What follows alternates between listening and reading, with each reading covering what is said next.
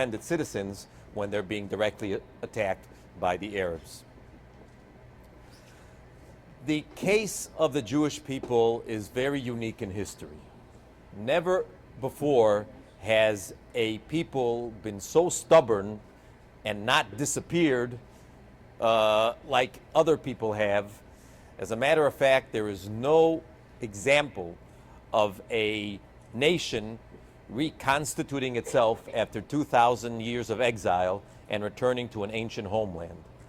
And a lot of people don't really know how to understand this because it breaks all the rules and it makes people sort of,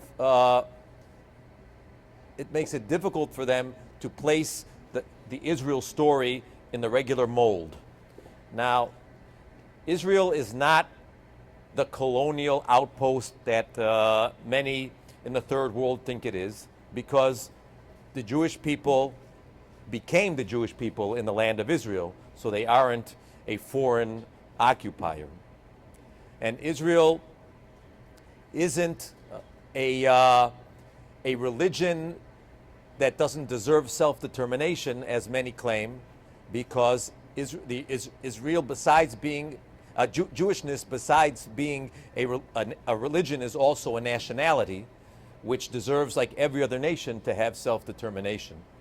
So we have a double standard that we're constantly trying to confront. And the best way to do it is when you hear an argument demanding things, such as the Palestinians demanding a nation state of Palestine, you just remember that anything they demand, the Jewish people deserve as well. So it's you can be sure that if somebody is demanding a nation state for the Palestinians, if they are not demanding a nation state for the Jewish people as well, Israel, and they don't recognize Israel's right to exist, it's probably just old-fashioned anti-Semitism. Mr. Shaham, many people in the world think that the only way to come to a solution to the Arab-Israeli conflict is a two-state solution. My question to you is, in a sense, Gaza was an experiment in an independent Palestinian state, governed by the Arabs themselves. Israel took out all the Jews from Gaza, and that wasn't an easy feat for the late Prime Minister Sharon to do. It was very difficult to do. Many people disagreed with him. Israel did it. Of course, the condition was that Gaza should be demilitarized. What happened some 10 years after that date when Israel went out of Gaza? We see now that rockets are flying all over the place.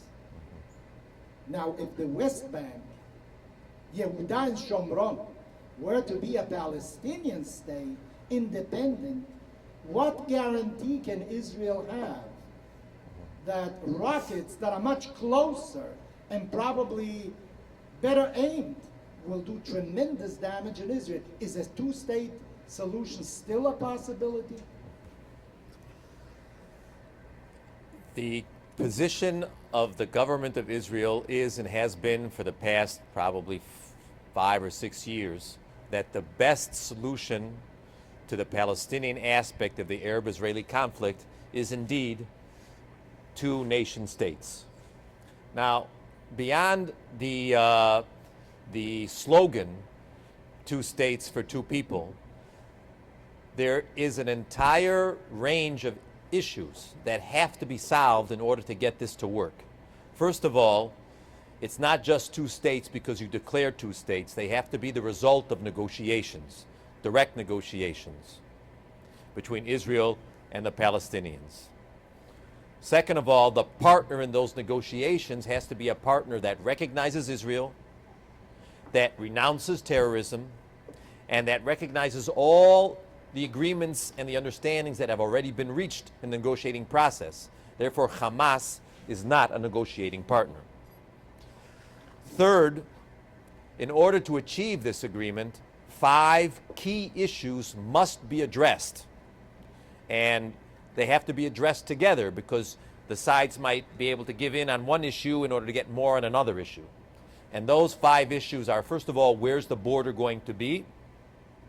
Second of all, what's going to be the status of those Israelis living on the other side of the border, which is the settlement question?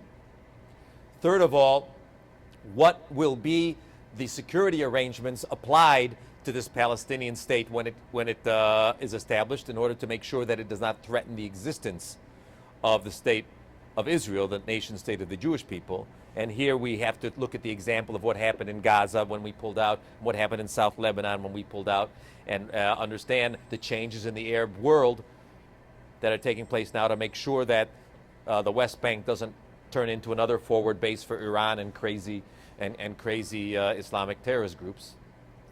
The fourth question is, what is going to be a solution, a fair solution to the refugee issue? In 1948, about the same amount of Palestinians who left where Israel was established, that about the same amount of Jews were forced out of the Arab world. And each side has claims, and each side's claims must be settled, but it's very clear to Israel, and made it clear to the entire world community, that the Palestinian expectation that every refugee and their sons and their grandsons until the end of time have a right to return to the nation state of the Jewish people is not viable, because it means that that the Palestinians have their state, and then they would change the demography of the nation state of the Jewish people, and that they'll have to solve their refugee problem within their own borders. And the fifth and most difficult question that has to be solved is what will happen to Jerusalem, because each side views Jerusalem as the capital of their state, and we're going to really have to work hard to finesse that issue, and will probably be the last one to be solved.